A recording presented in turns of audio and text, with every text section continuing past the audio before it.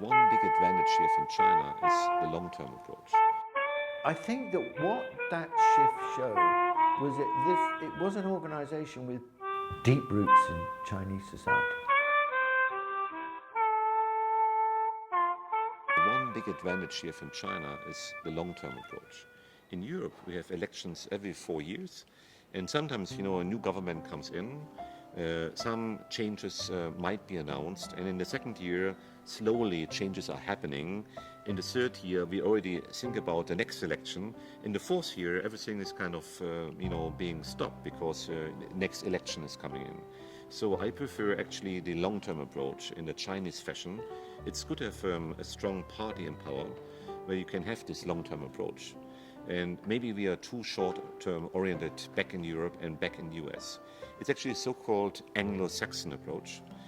It's arm's length decision making, where we only think about shareholder value and short-term returns. In China, we got the principle of long-term return and giving back to society.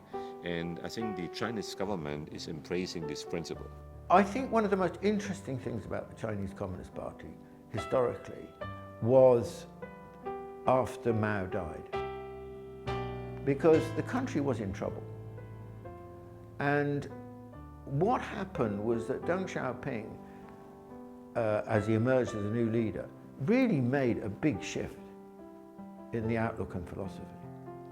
Now, if I look around the world, it's very unusual to see political organizations, political parties making that kind of shift, because they become captured by their own prejudices and values.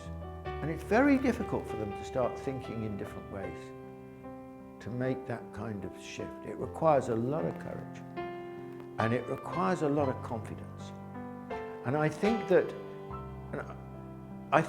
what that shift showed was that it was an organization with deep roots in Chinese society.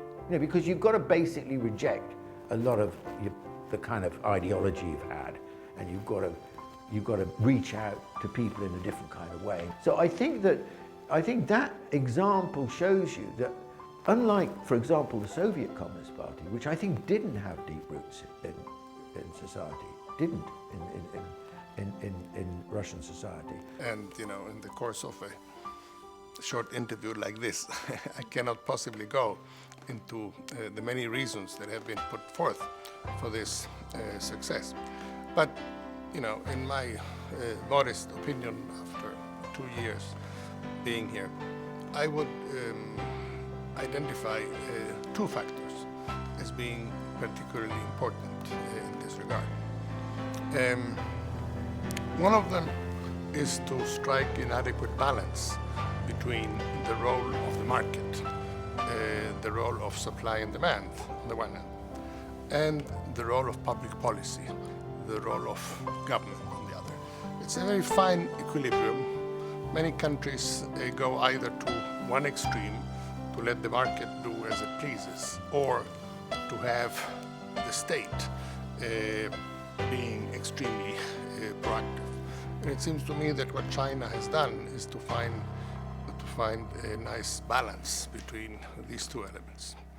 The other factor that I've been able to ascertain in my travels around China, I visited about 20 provinces in these 2 years that I have been here.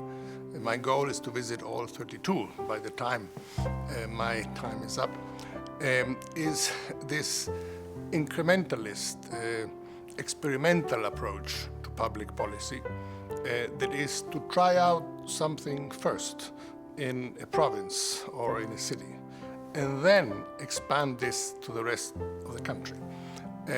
So in such a way, you avoid the mistakes of launching policies that may be bound for failure.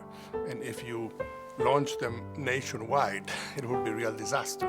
But if you try them out in some place, say as the opening was tried out in Shenzhen in the early 80s, then if it works out, you can expand it to other places. Now, the expression, if I'm not mistaken, from Mr. Deng Xiaoping is to cross the river while feeling the stones.